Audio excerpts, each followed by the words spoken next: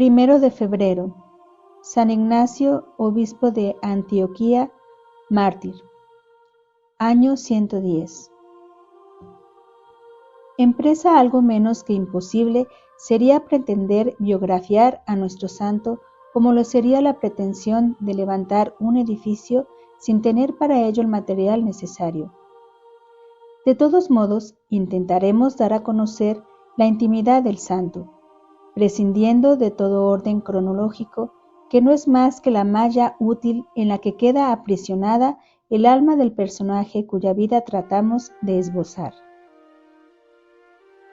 Muy al vivo y con pluma propia, dibújase el santo a sí mismo en las epístolas por él escritas, las cuales muestran al descubierto rica e inagotable mina en la que hallamos expresados con belleza sublime los nobles sentimientos que florecieron en el alma de este santísimo varón, padre de la Iglesia y sucesor casi inmediato de los apóstoles. Obispo de Antioquía. Hacia el año 67, según la tradición, Ignacio, con otro nombre Teóforo, como así propio se llamaba al encabezar todas sus cartas, sucedió en la silla de Antioquía, metrópoli de Siria, al obispo San Evodio, cuya vida apenas conocemos, pero que fue el inmediato sucesor de San Pedro en el gobierno de dicha iglesia, fundada por el santo apóstol en el año 35. Algunos párrafos de los escritos del santo dan pie para conjeturar que nació de padres paganos y que era ya muy mozo cuando se convirtió al cristianismo.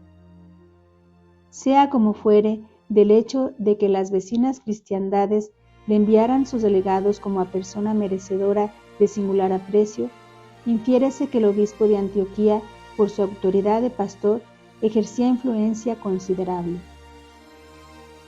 No tardó mucho la iglesia de Antioquía en ser blanco de una cruel persecución que estalló de improviso por causas desconocidas. Con todo, como quiera que Ignacio en sus epístolas no alude a ningún otro mártir, podemos suponer que fue el santo obispo a la vez que la más noble, la única víctima.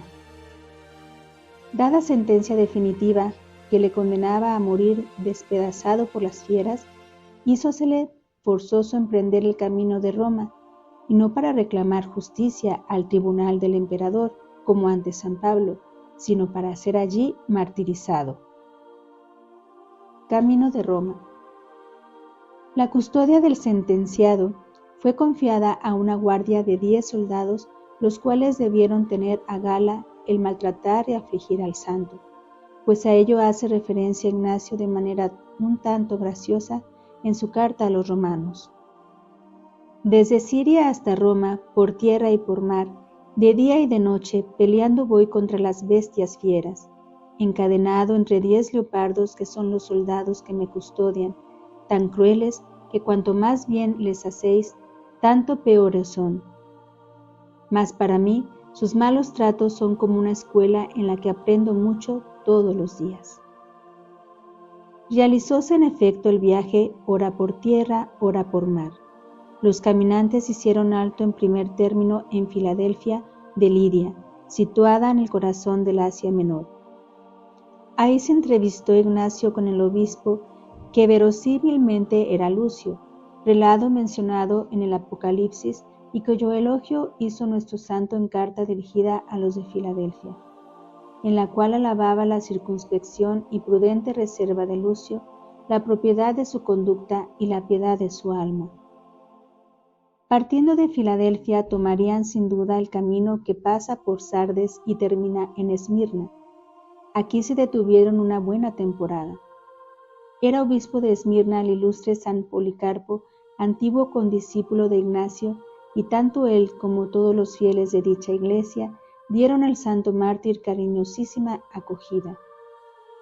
De entre los cristianos que entonces acudieron a saludarle y oír sus palabras, nombra el santo al carísimo Atalo, al sin igual Dafno, a Eucteno, a la viuda de Epitropo, a Tabia y a Alcidio, de los cuales hace mención el martirio de San Policarpo.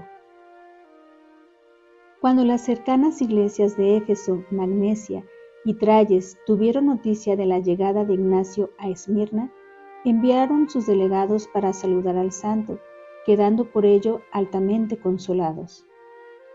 Tan afectuosas y fraternales visitas debieron alentar y consolar al santo en gran manera. Tal se sucede de la epístola que por entonces escribió a dichas 3 iglesias en reconocimiento de haber robustecido su fortaleza con aquellas singulares muestras de simpatía y piedad. En Esmirna redactó la carta a los romanos, la única que ostenta fecha 24 de agosto, pero sin llevar año, si bien los críticos suponen que fue escrita entre 107 y 110. En ella les anuncia su próxima llegada a Roma y con palabras sublimes descubre el santo obispo más claramente que en las otras cartas los admirables afectos y sentimientos que embargaban su pecho. Desde Esmirna se trasladaron a Troas, en la Tróade. Se asoció a Ignacio el diácono Burro, uno de los delegados de Éfeso, que se había mostrado muy atento con el santo y le era de gran provecho y utilidad, por lo cual quiso Ignacio tenerlo a su lado durante una temporada, y a ellos ofrecieron los efesios de muy buena gana. En Troas los alcanzaron 2 mensajeros procedentes de Esmirna, Filón, diácono de Sicilia, y Reo Agátopo, diácono al parecer de la iglesia de Antioquía. Diéronle la feliz nueva de que había cesado ya la persecución en Siria y luego se juntaron para auxiliarle en la predicación. Desde Troas envió cartas a las iglesias de Filadelfia y Esmirna, dándoles las gracias por la afectuosa acogida que le habían dispensado. Después de las exhortaciones respecto del dogma y de la disciplina que en sus epístolas tenía por costumbre poner, en las que dirige a los cristianos de aquellas 2 iglesias, trata un tema nuevo que le ha sido sugerido por el ardiente celo que profesa a su amada iglesia de Antioquía. Les dice con cuánto agrado vería que todas las iglesias enviasen a Siria sus delegados o por lo menos algunas cartas para alentar a los de Antioquía y congratularles la paz recobrada. Un navío llevó al cautivo hasta Neápolis, hoy en día Cabaya, lugar de arranque de la vía Egnatia, la cual pasaba por Filipos y Tesalónica, atravesaba Macedonia y terminaba en Durazo, ciudad situada junto al Adriático de cara a Italia. Acababan de engrosar la comitiva unos cuantos cristianos llevados a Roma para los mismos fines que Ignacio y maltratados como él. Los nombres de 2 de ellos, Zósimo y Rufo, los trae la epístola que el santo escribió a San Policarpo. Al llegar a Filipos, salieron a recibirle los cristianos con grandes muestras de afecto y veneración, y le acompañaron hasta buen trecho fuera de la ciudad. También a los filipenses les incitó a que escribieran a los de Antioquía, como así lo hicieron en cuanto se hubo marchado Ignacio, y enviaron las cartas a San Policarpo, advirtiéndole que la hiciera llevar a los de Antioquía por su correo. Ellos a su vez le rogaban que enviara todas las cartas de Ignacio que tuviera en su poder, pues ardían en deseos de conocer las enseñanzas del santo mártir. Muy pronto y de muy buena gana se las envió San Policarpo, y gracias a eso se ha podido conservar la correspondencia del obispo de Antioquía. Las enseñanzas del doctor. Nos quedan del santo mártir 7 epístolas cuya autenticidad ha sido justificada. Otras 6 que antes se le atribuían considéranse hoy escritas por algún falsario del siglo IV. El estilo de Ignacio es tosco, confuso y enigmático. Está lleno de repeticiones y es un tanto machacón, pero siempre enérgico y no faltan pasos brillantes y arrebatadores. Fuera de San Pablo, con quien Ignacio tiene muchos rasgos de semejanza, ningún otro autor de los primeros años de la Iglesia ha vertido en sus escritos como el obispo de Antioquía toda el alma y todo el ser. Bajo la incorrección de frases sin pulimento, percibimos el empuje irresistible que con fuerza las arrastra. Corriente de fuego circula por entre esas enérgicas locuciones, en las cuales de cuando en cuando brilla de súbito la palabra inesperada con fulgores de relámpago deslumbrador. En ellas, la belleza y armonía del equilibrio clásico ceden el lugar a una belleza de orden superior, la cual, a pesar de que a veces la extrañemos, es siempre brote espontáneo de la intensidad de sentimiento y de la eminente piedad del santo mártir. A superior escuela asistió en verdad el santo obispo de Antioquía. Oyó las divinas enseñanzas de labios de los primeros cristianos y quizá de los del mismo apóstol San Juan. Al leer las epístolas de Ignacio, al punto se observa que su texto está lleno de la doctrina contenida en el cuarto evangelio. Y no es que traigan de él citas literales, sino unas cuantas reminiscencias que nos descubren su origen. Por otra parte, la lectura de todas ellas produce en el alma el íntimo convencimiento de que el apóstol muy amado Juan ejerció influencia notable en Asia y Antioquía. El propósito de Ignacio es tener alerta a los fieles contra los errores de la herejía y las escisiones de cisma que algunos predicadores pretendían introducir en la cristiandad. Palabras suyas son estas: hay ciertos hombres engañosos y embusteros que, cubriéndose con el nombre santo de Dios, hacen cosas indignas de tan soberano nombre. Huid de ellos, como de bestias feroces. Son perros rabiosos que muerden a traición. Guardaos de ellos, porque su mordedura es difícil de curar. Propalaban estos impostores con arrojo y ardor una doctrina que venía a ser una especie de gnosticismo con resabios de judaísmo. Por una parte estimulaban a la conservación y guarda de las ceremonias y ritos judaicos, y por otra se mostraban partidarios de las falsas opiniones de los docetas, los cuales enseñaban que Jesucristo no tuvo humanidad real, sino aparente.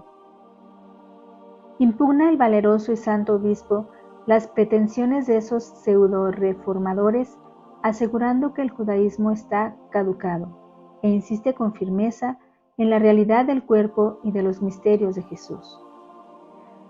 Pero lo que más recomienda a los fieles es que tomen siempre partido por el obispo y por los sacerdotes y diáconos, los cuales forman unidad con el prelado, como las cuerdas con la lira. ¿Puede darse más enérgico alegato en favor de los derechos de la jerarquía? A este propósito escribe Ignacio a los Efesios lo siguiente: Jesucristo, principio inseparable de nuestra vida, es el pensamiento del Padre, como los obispos establecidos en todo el mundo son uno con el Espíritu de Jesucristo. No habéis, pues, de tener con vuestro prelado más que un solo y mismo pensamiento, como ya me consta que por ahora lo tenéis. Vuestro venerable presbítero, varón verdaderamente santo, está unido al obispo como las cuerdas a la lira, y así, de la concordancia perfecta entre vuestros sentimientos y vuestro amor, subirá hasta Jesucristo muy grato concierto de alabanzas. Óigase la voz de cada uno de vosotros en ese coro sublime. Así, dentro de la armonía de la concordia y merced a esa misma unión, os pondréis a tono con Dios, y todos unánimes cantaréis por boca de Jesucristo las alabanzas del Padre, el cual os escuchará y atenderá benigno, y al ver vuestras buenas obras os reconocerá por miembros de su Hijo. Ventajoso es, pues, para vosotros el manteneros irreprochablemente unidos. Gracias a ello gozaréis de continua unión con el mismo Dios. Así también les dice a los trayes: debéis reverenciar todos vosotros a los diáconos como al mismo Jesucristo, al obispo como a imagen del Padre, a los presbíteros como a senado de Dios y colegio apostólico. Sin ellos no hay iglesia. Y escribiendo a los de Esmirna, les dirige la siguiente exhortación: apartaos de las contiendas y divisiones como de manantial de todos los males. Imitad todos vosotros al obispo como Jesucristo imitaba a su Padre Celestial, y a los presbíteros como si fueran los mismos apóstoles. En cuanto a los diáconos, veneradlos como a la ley del Señor. Nada de lo concerniente a la Iglesia lo emprendáis sin el consentimiento del prelado. Imitad, dice en otra parte, a los imitadores del mismo Dios. Si estáis compenetrados con el obispo como con Jesucristo, me parecéis que vivís, no según el hombre, sino según Jesucristo que murió por vosotros. Los sentimientos del mártir. Algunos cristianos de Siria efectuaron el viaje a Roma sin detenerse por el camino, y con ello lograron adelantarse al santo mártir y llegaron a la ciudad unos días antes que Ignacio. Súpolo el santo, temió y se llenó de zozobra, pensando que quizá aquellos cristianos se aprovecharían de esos días para gestionar su liberación, granjeándose de algún modo la benevolencia de los funcionarios públicos, merced a cuyas diligencias conseguirían derogar la sentencia. Conviene tener presente, en efecto, que si bien la masa de los cristianos descendía de oscuro linaje o se alistaba en la clase media, con todo, algunos de ellos procedían de familias aristocráticas y otros de la clase de los libertos, los cuales solían estar al frente de las administraciones y llenaban las oficinas públicas. Empresa llena era, pues, para los romanos el hacer diligencias con el fin de lograr la revocación de la sentencia y poner a salvo la vida del obispo de Antioquía. Presiéntelo Ignacio y por eso les envía una carta admirable, la cual, desde el principio hasta el fin, es una conmovedora súplica para desviarlos de tal proyecto. Oigamos al santo mártir. Las sentidas palabras que les escribe nos descubrirán los nobles sentimientos de su alma y sus vehementes deseos del martirio. Una sola cosa os pido, dejad que se ofrezca a Dios la libación de mi sangre mientras el altar está dispuesto. Lo único que habéis de solicitar para mí es el valor interior y exterior de mostrarme cristiano no solo de palabra, sino de obra. Pues si con las obras doy señales de serlo, también mereceré que me llamen cristiano, y cuando haya desaparecido del mundo, entonces brillará mi fe con vivísimos fulgores. No hay ser que mientras es visible contenga toda la bondad, aún el mismo Dios. Jesucristo nunca se manifestó con mayor claridad como desde que se volvió al seno del Padre. Cuando el cristianismo viene a ser el blanco de los odios del mundo, entonces deja de ser objeto de humana persecución y se convierte en portentosa obra de la virtud divina.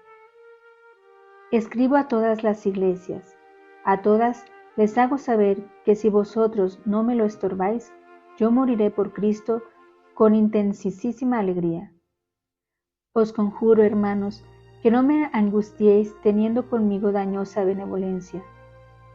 Oh, no os opongáis que sea pasto de las bestias fieras. Ellas me abrirán el camino para que pueda llegarme hasta Dios. Trigo soy de Cristo, y los dientes de las fieras me molerán, y harán harina para que de ellas sea hecho blanquísimo pan, que presentaré a mi Señor Jesucristo. Acariciadlas más bien, para que sus fauces sean mi sepulcro, y no dejen visible reliquia alguna de mi cuerpo.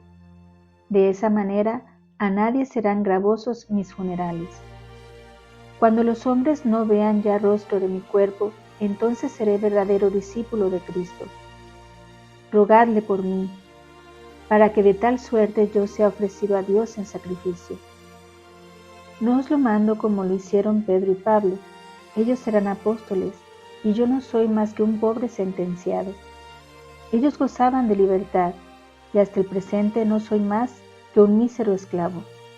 Pero la muerte me trocará en liberto de Jesucristo, en quien resucitaré libre y glorioso. Oh, ¿cuándo estaré cara a cara con las fieras que me esperan? ¿Qué no daría porque al instante se arrojasen sobre mí? Las halagaré, si es preciso, para que al punto me despedacen, y no me traten como a otros a quienes no se atrevían a tocar. Si ellas se niegan, yo las obligaré. No os opongáis a mis intentos, pues ya sé yo lo que más me conviene. Ahora emprendo vida de discípulo no fingido. Criaturas visibles e invisibles, no querráis robarme la eterna posesión de Cristo.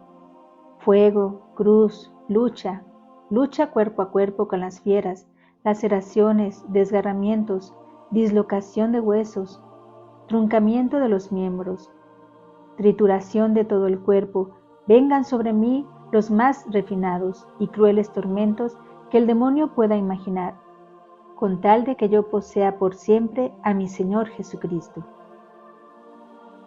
¿De qué me serviría el ser dueño del mundo entero y Señor de todos los reinos de la tierra? El morir por Cristo háceme mucho más glorioso que el reinar hasta los últimos confines del mundo. Solo busco a Él que murió por nosotros. Solo deseo a Él que resucitó por nosotros. Apiadaos de mí, hermanos, no me cerréis las puertas de la vida. No traméis mi muerte. Solo a Dios quiero pertenecer. No me pongáis en manos del mundo y de las seducciones materiales. Dejadme caminar hacia la luz purísima. Así podré llamarme de veras hombre. Imitar quiero la pasión de mi divino Salvador. Oh, no me lo estorbéis, hermanos carísimos. El martirio. Llegó a Roma el santo obispo con el alma henchida de estos admirables sentimientos, y no tardaron en arrojarle a las fieras por las cuales tan fervientemente había suspirado. Fáltanos, por desgracia, documentos precisos acerca de su martirio, toda vez que las actas de Roma y de Antioquía, que pretenden traer la narración del mismo, hecha por reo Agatopo y Filón, son pura leyenda y carecen de valor histórico, y por otra parte, dicha narración se reduce a meros diálogos imaginarios entre Ignacio y el emperador, y solo cuenta la llegada del santo mártir a Roma y su martirio en el Coliseo. ¿Arrojáronle a las fieras a él solo o padeció el martirio en compañía de otros cristianos? No sabríamos determinarlo con certeza, pero no es despropósito el suponer que debieron de guardar al obispo de Antioquía para que su martirio constituyese espectáculo muy singular al finalizar los juegos, algún día de gran fiesta y regocijo. Créese que el santo obispo fue martirizado el día 20 de diciembre, fecha señalada por los griegos para la festividad del santo. La Iglesia latina la celebra el día 1 de febrero. Tampoco se sabe de cierto en qué año se ofreció Ignacio en holocausto al Señor, si bien es probable que su muerte acaeciera en el año 110. Veneración al santo.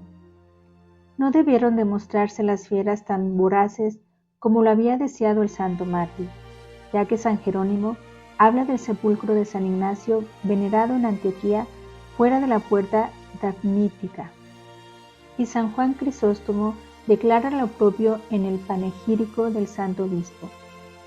Ignoramos por qué los cristianos llevaron de Roma a Antioquía las reliquias del santo mártir, en vez de incinerarlas según era costumbre. A mediados del siglo VII, cuando los sarracenos invadieron a Siria y sitiaron a Antioquía, las reliquias del santo mártir fueron devueltas a Roma y colocadas en la Basílica de San Clemente, bajo el altar mayor, donde todavía descansan y son veneradas. Los griegos conmemoraron esta traslación el 28 de enero. Constaba ya la festividad de nuestro santo en el apéndice del calendario romano.